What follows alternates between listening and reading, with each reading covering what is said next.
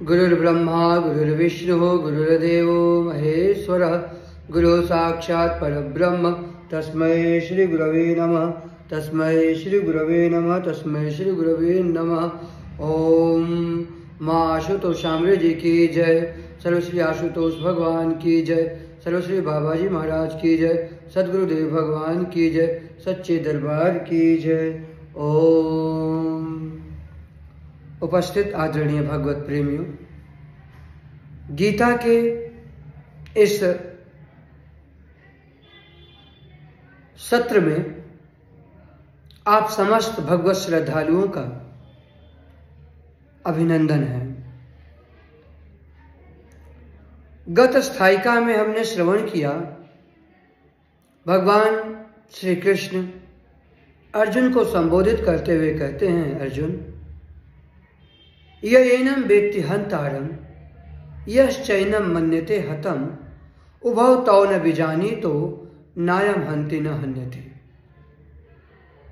भगवान कहते हैं कि हे अर्जुन, जो इस आत्मा को मारने वाला समझता है, जिसका यह मानना है कि यह आत्मा मारने वाला है, अर्थात यह मारता है, जो इसको मरा मानता है, जो यह समझता है कि यह आत्मा जन्म और मृत्यु के चक्र में है, तो उभौ न विजानी, तो भगवान कहते हैं वे दोनों ही नहीं जानते, क्योंकि वास्तव में यह आत्मा न तो किसी को मारता है न यह किसी के द्वारा मारा जाता है। आत्मा का इस जन्म मरण आदि व्याधि शोक संताप वृद्धि और क्षय, इन सब से आत्मा का कोई लेना देना नहीं है।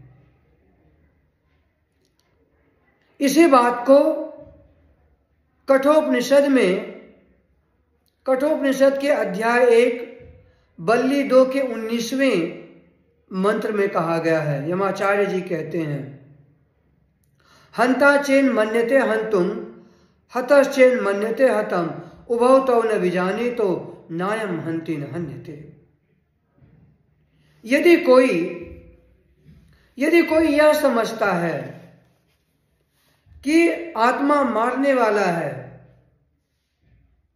अर्थात यह आत्मशक्ति के द्वारा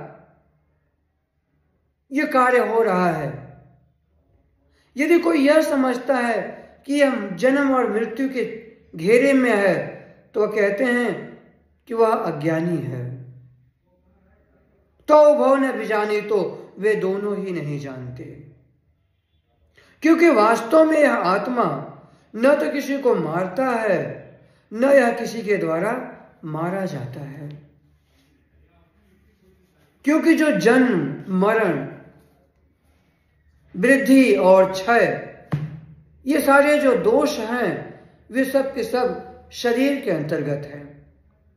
ये शरीरस्थ विकृति है, ये शरीर के विकार हैं, इसका आत्मा से कोई लेना देना नहीं है।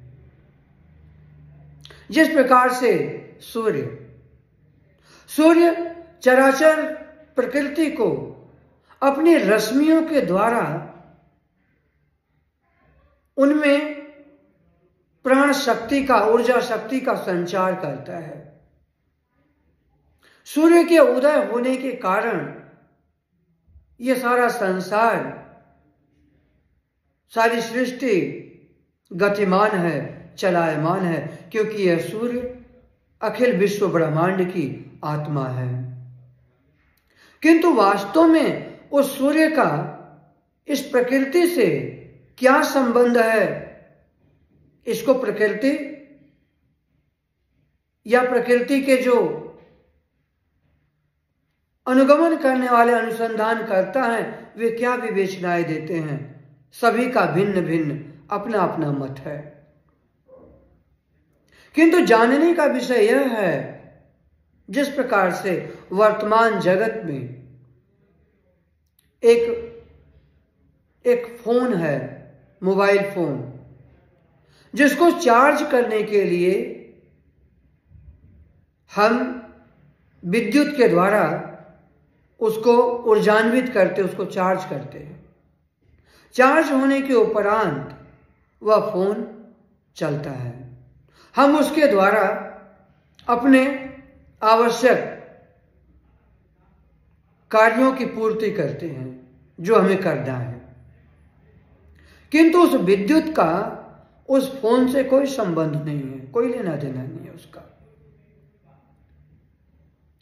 आवश्यकता हुई तो उसको आपने चार्ज किया और उसके पश्चात उसको आपने हटाकर रख दिया।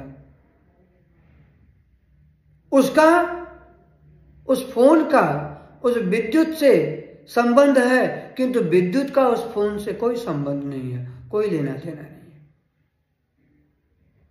ठीक उसी प्रकार से इस शरीर में रहने वाली जो आत्मा है, आत्मशक्ति है, उस आत्मशक्ति के प्रकाश से इस शरीर में रहने वाले प्राण, अपान, समान, व्यान, उदान, नाग, कूर्म, कृकल, देवदत्त, धनंजय, ये 10 प्रकार के प्राण वायु कार्य करते हैं। जिस प्रकार से भूख और प्यास है, तो यह कृकल वायु का कारण है। पलक झपकाना कूर्म वायु के कारण है। मृत्यु के पश्चात इस शरीर में जो वायु रहती है, उस वायु को धनंजय वायु कहा गया है। इसी प्रकार से सभी का अलग अलग स्थान है, अलग अलग कार्य है,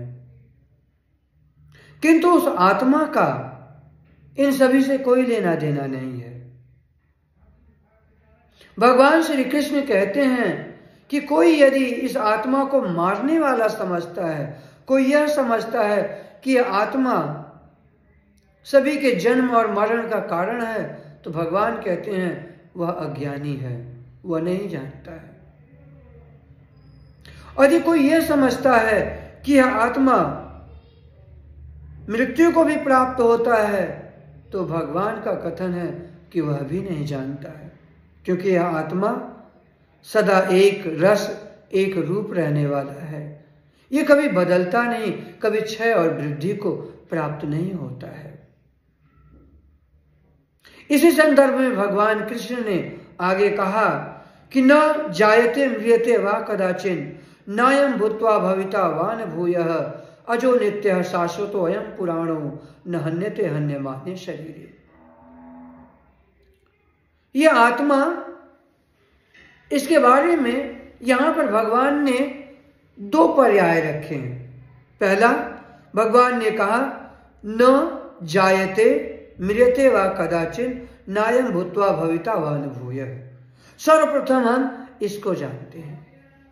इसका अर्थ हुआ उत्पन्न होने वाला, सत्तावान, सत्तावान होकर दिखना, बदलना, बढ़ना और नष्ट हो जाना। यह किसके धर्म है? यह इस शरीर के धर्म है। इस शरीर के अंतर्गत ये सारी क्रियाएं होती हैं। ये शरीर मां के गर्भ से जन्म लेता है, वृद्धि को प्राप्त होता है, आदि व्याधि से ग्रस्त होता है, शोक संताप इस शरीर को व्यापते हैं, दुख सुख की अनुभूति भी शरीर को होती है, कष्ट और अवसाद को भी यह शरीर प्राप्त होता है, आत्मा नहीं। ये जो कुछ भी घटित होता है, ये सब के सब इस शरीर के गुणधर्म बताए गए हैं, आत्मा के नहीं। आत्मा के गुणधर्म क्या है फिर? भगवान कहते हैं कि अजः नित्यः शाश्वतो अयं पुराणः न हन्यते हन्यमाने शरीरे। यह आत्मा जो है अजह, अजन्मा है। इसका जन्म और मरण कभी नहीं होता, अजन्मा है। यह नित्य है, हमेशा रहता है, शाश्वत सनातन है, एक रस रहता है। यह पुराण है, अति प्राचीन है, और हन्य माने न हन्यते, शरीर के मारे जाने पर यह नहीं मारा जाता। जो परिवर्तन है वह आत्मा के अंतर्गत लोग आरोपित करते हैं। अज्ञानी, जो अल्पज्ञ लोग हैं, अल्प बुद्धि वाले लोग हैं, वो इन सभी चीजों को आरोपित करते हैं जिसका आत्मा से कोई लेना देना नहीं है। इसी संदर्भ में नचिकेता को संबोधित करते हुए यमाचार्य जी कहते हैं, अध्याय 1 बल्ली 2 के 23वें मंत्र में, न अयम आत्मा प्रवचनेन लभ्यो न मेधया न बहुना श्रुतेन यमे वैश्य वृणुते तेन लभ्यस तस्यैष आत्मा विवृणुते तनुं स्वाम। न अयम आत्मा प्रवचनेन लभ्यः, यह आत्मा प्रवचन करने से प्राप्त नहीं होता। यदि कोई लक्ष्यदार भाषण देता रहे, अनेकानेक शास्त्रों को, ग्रंथों को, पुराणों की लंबी लंबी विवेचनाएं देता रहे, खूब व्याख्यान करता रहे, तो क्या इसका अर्थ है कि वह आत्मा को जानता है? ऐसा नहीं है, क्योंकि आत्मा इसका विषय नहीं है। जहां तक बुद्धि के प्रपंच हैं, जहां तक मन की दौड़ है, जहां तक हमारी सोच और हमारा चिंतन जाता है, वहां तक आत्मा का कोई अंश भी लेना देना नहीं है। इसलिए उन्होंने कहा कि न अयम आत्मा प्रवचने न लभ्य, यह आत्मा प्रवचन के द्वारा प्राप्त नहीं होता। न मेधया, बौद्धिक कौशल्य के द्वारा भी यह आत्मा को नहीं प्राप्त किया जा सकता। बुद्धि की कुशलता, एक व्यक्ति की बुद्धि कौशल इतना अधिक होती है कि वह दूसरे व्यक्ति को अपने बौद्धिक कौशल के द्वारा पराजित कर देता है, तो क्या वह आत्मावान है? नहीं, यह भी आत्मा का विषय नहीं है। क्योंकि जहां पर भेद दृष्टि हो, जहां पर यह दृष्टि हो कि मैं अत्यधिक ज्ञानी हूं, वो मुझसे कम जानता है, निस्संदेह अभी वह आत्मा को कुछ भी नहीं जानता। क्योंकि जो आत्मा है, जो सर्वव्यापक तत्व है, वो तो सब में एक रस है, एक रूप है। न बहुना श्रुतेन, और बहुत सुनने से भी वह प्राप्त नहीं होता। यदि हम हर संभव प्रयासरत हो, प्रयत्नशील हो कि हम उस आत्मा को श्रवण करते रहें, तो क्या हम उस आत्मा को श्रवण करने से जान पाएंगे? नहीं, वह आत्मा श्रवण का भी विषय नहीं है।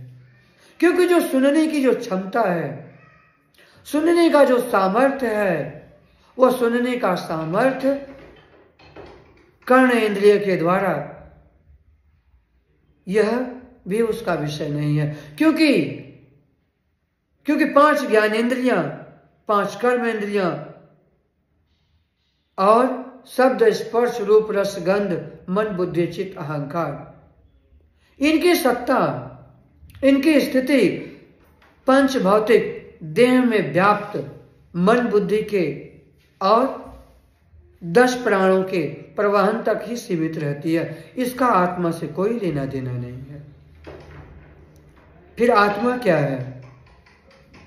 उस आत्म तत्व के बारे में बृहदारण्यकोपनिषद में याज्ञवल्क्य जी मैत्रेयी को संबोधित करते हुए कहते हैं, मैत्रेयी, अरे आत्मा वा श्रोतव्यो मंतव्यो द्रष्टव्यो निधिध्यासितव्य है।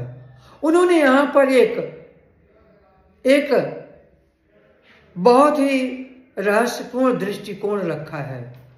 उनका कथन है कि अरे आत्मा श्रोतव्यो, पहले इस आत्म तत्व को श्रवण करो, मंतव्यो, तदोपरांत उस पर मनन करो।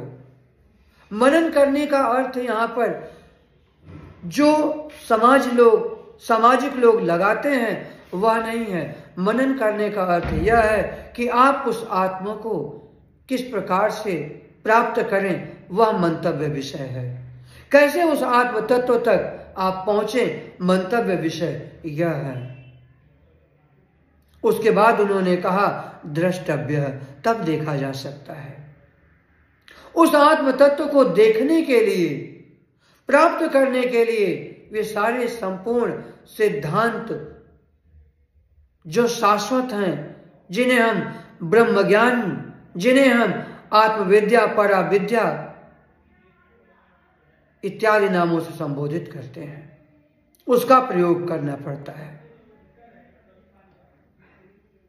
इसी चीज को मुंडकोपनिषद में कहा गया है, द्वे विद्ये वेदितव्यः इति स्म तत्र परा ऋग्वेदो यजुर्वेद सामवेदो अथर्ववेद शिक्षा कल्पो व्याकरणम निरुक्तम छंदो ज्योतिषमिति अथ परायया तदक्षरम अधिगम्यते। दो विद्याएं इस संसार में जानने योग्य हैं। पहली विद्या है पराविद्या और एक है अपरा विद्या। 4 वेद, 6 शास्त्र, अनेकानेक शास्त्र ग्रंथ, पुराण, ये सब के सब अपरा विद्या के अंतर्गत आते हैं। संपूर्ण सृष्टि विज्ञान से लेकर के समग्र सृष्टि लय तक के सिद्धांतों, ये सब के सब अपरा विद्या के अंतर्गत हैं। किंतु जो परा विद्या है उसके बारे में कहा गया है यया तदक्षरम अधिगम्यते, उस अक्षर ब्रह्म की जिससे प्राप्ति हो, जिस विधि के द्वारा, जिस मार्ग को जान लेने के बाद उस अक्षर ब्रह्म को जाना जाता है, वह है परा विद्या, वह है परा ज्ञान। उसको ब्रह्म ज्ञान कहा गया, उसी को आत्मज्ञान कहा गया है। उसी संदर्भ में महाभारत के अंतर्गत आता है, न तर्केण प्रतिष्ठा, यह तर्क का विषय नहीं है। श्रुतियों विभिन्ना, श्रुतियों के भी मत अनेक हैं। अनेकों ऋषियों मतंग प्रमाणम, अनेकों ऋषियों के मत प्रमाण हैं, किंतु उनमें उन्होंने अंत में कहा महाजनों इन गतः स्वपंथा, श्रेष्ठ महापुरुष जिस मार्ग से गए वह एक ही मार्ग है। उस आत्म तत्व को प्राप्त करने का 2, 4, 10, 20 मार्ग नहीं है, एक ही मार्ग है। और वो मार्ग क्या है? ये शरीर के अंतर्गत 10 द्वार हैं। परांचि खानी व्यतीर्ण स्वयंभूष तस्मात् परं पश्यति नान्तरात्मन कश्चित् धीर प्रत्यगात्मान मैक्षदा विरुद्ध चक्षुर्मृतत्वमिच्छन्। परांचि खानी व्यतीर्ण स्वयंभूष, इस शरीर में 9 द्वार हैं। 2 कर्ण, 2 नेत्र, नासिका, मुख, उत्सर्जन और प्रजनन की क्रिया को 9 द्वार गिनाया गया है। किंतु जो 10वां द्वार है, जिसे हम इस जगह को, जहां हम तिलक करते हैं, जहां पर बिंदी आदि लगाया जाता है, माताएं बहनें जहां बिंदी लगाते हैं, तिलक किया जाता है, यहां पर 10वां द्वार इसको कहा गया है। इसी को हरिद्वार भी इसी को कहा गया है, इसी को त्रिकूट पर्वत कहा गया है, इसी को दिव्य दृष्टि कहा गया है, इसी को तीसरी आंख कहा गया है, इसी को कैलाश पर्वत भी इसी को कहा गया।